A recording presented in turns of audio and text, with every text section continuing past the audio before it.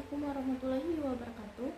Perkenalkan, nama saya Mecha Marcella, NIM 1930201148. Baiklah, saya akan mempresentasikan hasil seminar proposal yang saya buat yang berjudul Pengaruh Model Pembelajaran Example Non-Example terhadap hasil belajar siswa pada mata pelajaran IPS di kelas 4 SD Negeri 123 Palembang. Saya dari mahasiswa UIN Raden Fata Palembang dari jurusan Pendidikan Guru Madrasah Ibtidaiyah, Fakultas Ilmu Tarbiyah dan Keguruan. Daftar isi. Pada daftar isi ini terdapat pendahuluan yang berisikan latar belakang, rumusan masalah, batasan masalah, tujuan masalah, manfaat penelitian, tinjauan pustaka. Landasan teori yang pertama adalah model pembelajaran example dan example, yang kedua hasil belajar, yang ketiga pengertian belajar, yang keempat pembelajaran IPS, dan yang kelima hipotesis.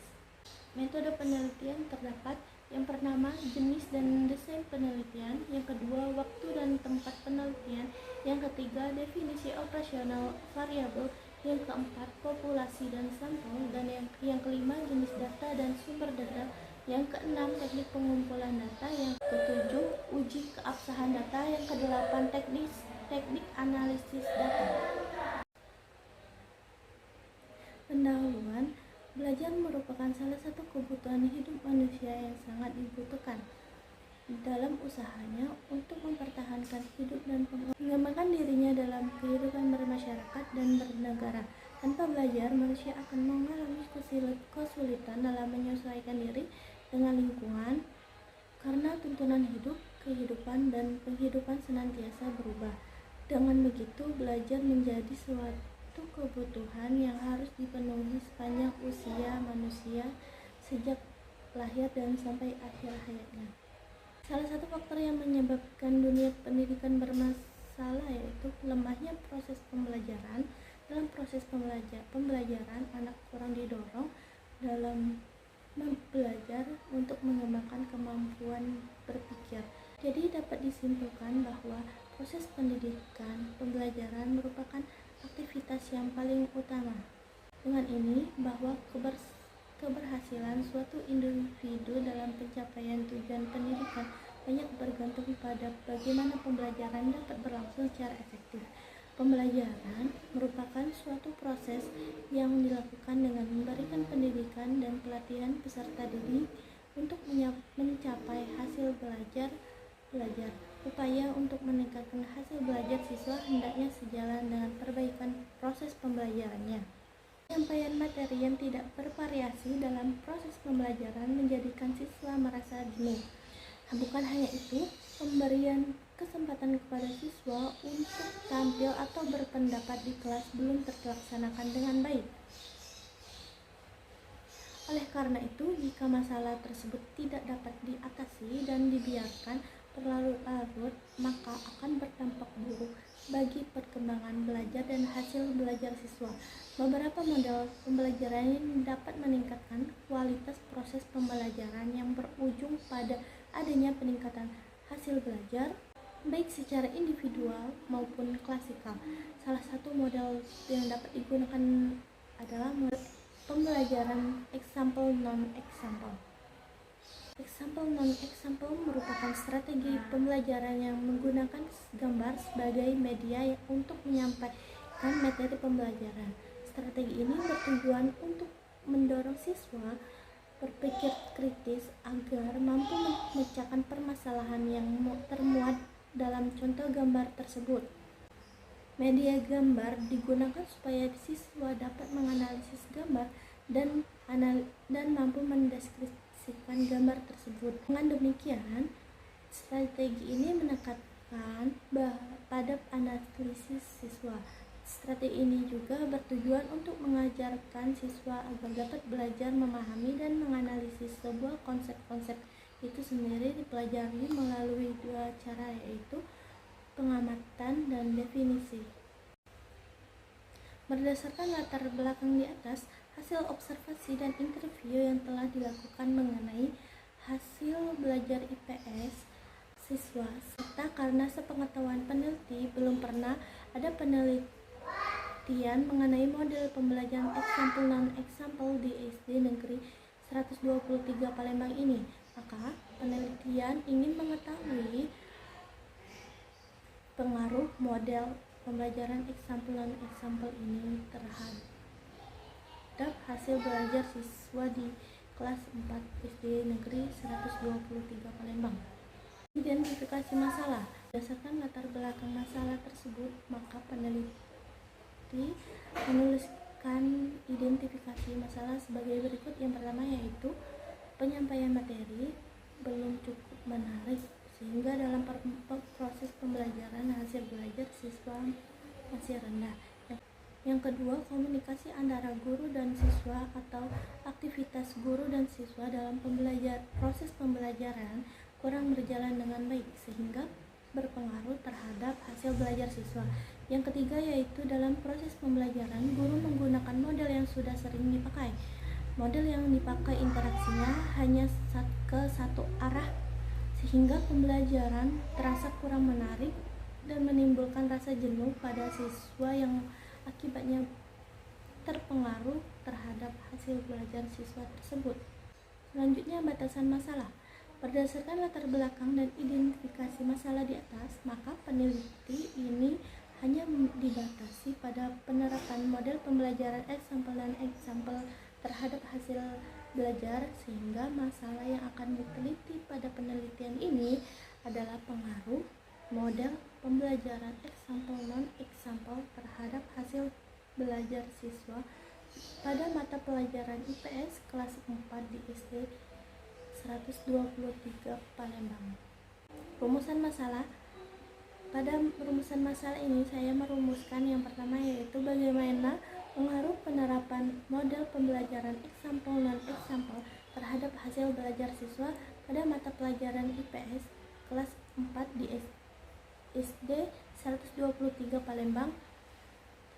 Yang kedua yaitu bagaimana hasil belajar siswa yang tidak menerapkan dan yang menerapkan model pembelajaran example non-example pada mata pelajaran IPS di kelas 4 SD Negeri 123 Palembang.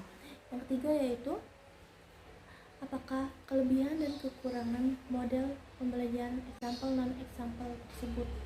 Tujuan penelitian yang pertama yaitu mendeskripsikan penerapan model pembelajaran example non-example terhadap hasil belajar siswa. Yang kedua yaitu untuk mengetahui hasil belajar siswa yang tidak menerapkan dan yang menerapkan model pembelajaran example non-example pada mata pelajaran IPS ini. Yang ketiga yaitu untuk mengetahui kelebihan dan kekurangan dalam model pembelajaran example non-example tersebut. Manfaat penelitian.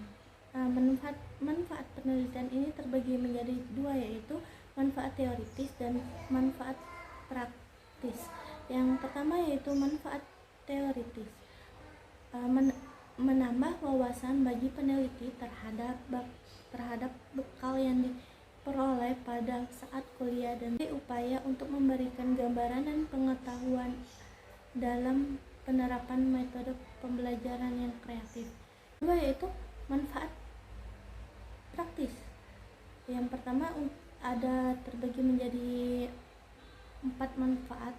Yang pertama bagi siswa, yang kedua bagi guru, yang ketiga bagi sekolah, dan yang keempat yaitu bagi peneliti sesudahnya. Tinjauan pustaka. Pada bagian tinjauan pustaka ini saya mengambil dari skripsi Gusti Ayudhya Parmanita tentang yang berjudul pengaruh model pembelajaran example non-example terhadap hasil belajar fikih kelas 4 Min 2 Bandar Lampung. Bahwasanya dia berpendapat bahwa demikian model ini terbukti efektif untuk meningkatkan hasil belajar siswa. Rata-rata hasil belajar peserta didik menggunakan model example non-example ini pada kelas eksperimen mencapai 81,76 dan sedangkan nilai rata-rata kelas terkontrol yang diajarkan menggunakan model student facilitator dan explaining mencapai rata-rata 69,98. Jadi dapat disimpulkan bahwa model pembelajaran example non-example berpengaruh signifikasi terhadap hasil belajar fikih kelas 4 Min 2 Bandar Lampung tersebut. Landasan teori. Di sini saya akan membahas tentang model pembelajaran example non-example. Pembelajaran Pembelajaran example non-example adalah salah satu contoh-contoh model pembelajaran yang menggunakan media. Media dalam pembelajaran merupakan sumber yang digunakan dalam proses belajar mengajar. Dengan media diharapkan proses belajar dan mengajar lebih komunikatif dan dapat menganalisis gambar tersebut menjadi sebuah bentuk deskripsi singkat mengenai apa yang ada di dalam gambar tersebut.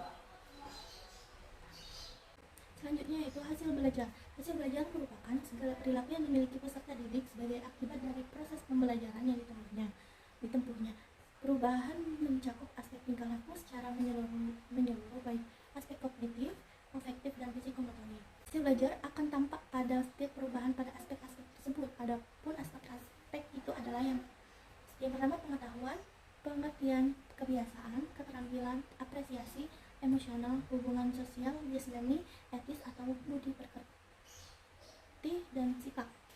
Pembelajaran IPS merupakan suatu mata pelajaran yang mengintegrasikan berbagai ilmu sosial dengan maksud dan tujuan agar dapat dipahami peserta didik yang apabila dilihat dari prinsip pembelajaran yang berlaku pada pendidikan dasar atau sekolah dasar ini. Menurut Mutakin merumuskan tujuan pembelajaran IPS di sekolah sebagai berikut. Yang pertama yaitu pengetahuan sosial yang berguna dalam kehidupannya. Yang kedua, kemampuan mengidentifikasi, menganalisis, dan menyusun alternatif pemecahan masalah nasional yang terjadi dalam kehidupan di masyarakat. Yang ketiga, kemampuan berkomunikasi dengan sesama warga masyarakat dan berbagai bidang keilmuan serta bidang keahlian. Yang keempat, kesadaran, sikap mental yang positif, dan keterampilan terhadap pemanfaatan lingkungan hidup yang menjadi bagian dari kehidupan tersebut. Yang kelima, kemampuan mengembangkan pengetahuan dan keilmuan IPS. Metode penelitian. Bagian jenis dan desain penelitian.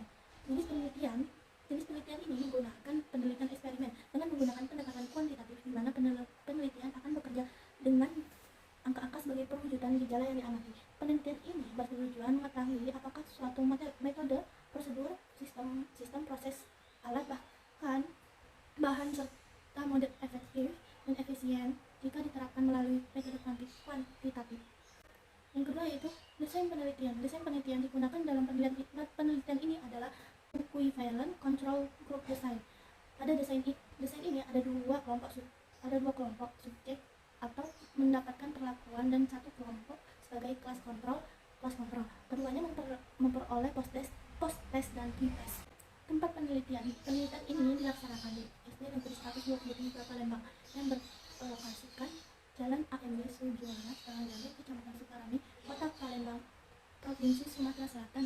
Penelitian ini dilaksanakan pada semester genap tahun ajaran 2022 sampai dengan 2023. Penelitian ini bertuju untuk kelas 4 SD Negeri 123 Palembang. Definisi operasional variabel mendefinisikan variabel secara operasi berarti menggambarkan atau mendeskripsikan variabel penelitian sedemikian rupa sehingga variabel tersebut bersifat spesifik dan terukur. Definisi operasional variabel adalah penjelasan tentang variabel yang dirumuskan berdasarkan karakteristik dan indikator yang digunakan dalam sebuah penelitian sebagai dasar untuk mengumpulkan data. Populasi dan sampel. Pada bagian populasi dalam penelitian ini seluruh siswa SD 123 Palembang yang berjumlah 678 siswa. Sedangkan populasi terjangkau pada penelitian ini adalah siswa kelas 4A dan kelas 4B SD Negeri 123 Palembang yang berjumlah 67 siswa. Sampel. Teknik pengumpulan sampel pada penelitian ini menggunakan sampel bertujuan yaitu dilakukan dengan cara mengambil subjek bukan didasarkan atas strata, random atau daerah, akan tetapi berdasarkan atas tujuan tertentu. Sampel dalam penelitian ini yaitu siswa kelas 4A dan kelas 4B SD Negeri 123 Palembang yang berjumlah 67 siswa tersebut. Jenis data dan sumber data. Jenis data yang digunakan dalam penelitian ini yaitu data kuantitatif. Data kuantitatif yaitu data yang diolah dengan perumusan angka. Data kuantitatif diperoleh dari skor angket, pemilihan validator, dan penilaian peserta didik. Sumber data. Data adalah hasil pencatatan peneliti baik yang berupa fakta ataupun angka, dan data menurut sumbernya dibagikan menjadi dua, yaitu data primer dan data sekunder.